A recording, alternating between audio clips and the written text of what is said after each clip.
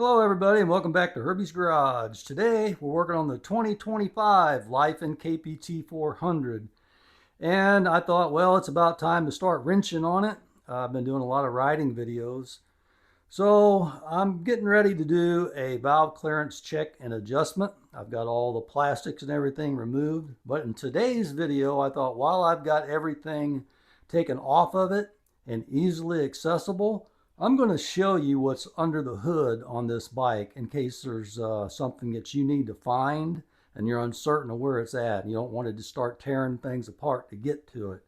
So today we're going to go over all the components that are of importance to the bike, and we'll get started on that right away.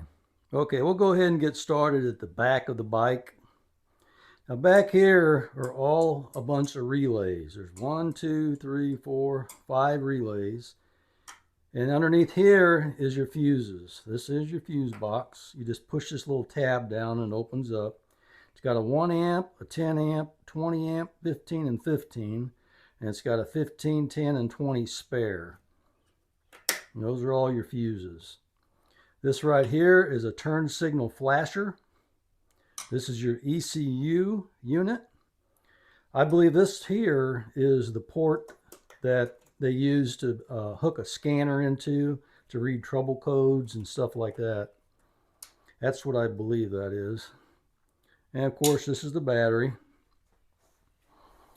Down here on the right side of the bike is the regulator rectifier. This here is the reservoir for the rear brake. Down in here is the ABS unit. You can see all the lines going to it. And way deep underneath the engine here is the starter. Right there, see if I can point to it. Right there is the timing chain tensioner. And if you look underneath the throttle bodies, here's the throttle bodies right here. Right there is the coolant temperature sensor. And right here is your idle speed adjustment. I wouldn't adjust that unless you absolutely had to. And here are your cables for your throttle. You have a pull cable and a push cable. I believe the pull cable's up on top. And this is your throttle bodies. This is your fuel injector on this side. There's the fuel injector on this side. This right here is your idle air valve, idle air control valve. And down in here is your charcoal canister. And this is your valve cover. It has 4 bolts holding it down. And above this, what normally sits right here, it bolts here, here, here, and here, is the air filter housing. I'm going to show you that in just a minute. But your ignition coil, there's one right here, and there's one right here. There's 2 of them, one for each cylinder. Then you got a wire coming out of your coil, comes down in here to your boot, and your spark plug's down underneath here. Right in here, I believe, is a thermostat. I'm not 100% sure, but this is coming out of the radiator. And up here at the top, I think what this is a bleeder to get the air out of the system. This is your coolant reservoir tank, and this is your radiator cap. So if you unscrew this, you can check your fluid in your radiator. Of course, this is your radiator right here. And as you can see down in there, it has one radiator fan right in the middle. You see, turn the blade right there. And then on the left side of the bike, here's another ignition wire. It comes down to the spark plug right here. And right here is your throttle position sensor. Up here is your horn. This is some kind of control unit. I don't know if that's ABS or it could be the CDI unit. I'm not really sure. And down here is your starter solenoid. It has a wire, positive wire coming from the battery, and then a wire going down to the starter. And all this wire does is this is the wire that comes from the switch up on the handlebars. When you engage the starter on the handlebars, it pulls this up, makes contact, passes power from here to here, and goes down to the starter. As soon as you release the button, it drops the contact and it drops back off. But if you ever had to check this to see if your starter was working, all you have to do is jump across these two big terminals here, and the starter should turn over. This wire here is going to the fuel pump on the tank. This wire here is going to the fuel level sensor on the tank.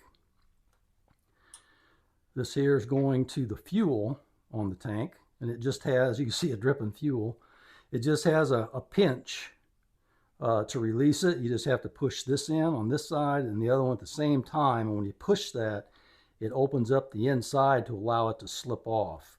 And your tank will seal when you pull this off, and it won't leak. I have the tank over here, and it's not leaking any gas out of it. All right, this is the air filter housing. These are the 4 bolts that hold it down to the frame, and there's a bunch of screws that go around it that hold the top down, and I've got the screws removed. See if I can do this with one hand. I just want to show you the air filter. That's all it is. That's the only air filter that's in it. It's a cleanable air filter, and it's just a piece of foam or a couple pieces of foam. And I will measure this in case we want to find a paper air filter, a pleated one. I'm not sure. I'm going to leave mine in for a while and try it. But as you can see in the box, it doesn't have anything else for filtration. It's just that one piece there. And then, of course, here at the front, it's got an oxygen sensor on the pipe on the left side. And it's got an oxygen sensor on the pipe on the right side. It's always nice to know locations of sensors and fuses and relays and ECU and all the different parts that are on your motorcycle. It's always nice to know where they're at physically. You could have a service manual and it could show you some things, but it's better to actually see where they're located at, and that's really helpful. So anyway, on my next video, I'm going to be doing an actual valve adjustment on it. I have already checked mine. I'll just let you know mine is out of adjustment a little bit. So I am going to be adjusting my valves in the next video. And then a video after that, I'm going to be going ahead and tackling putting all the plastics back on.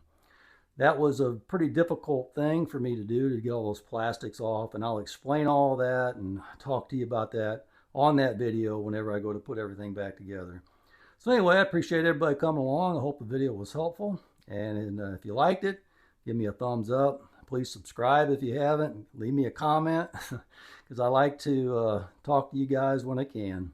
All right, I appreciate you watching. I'll see you on the next one.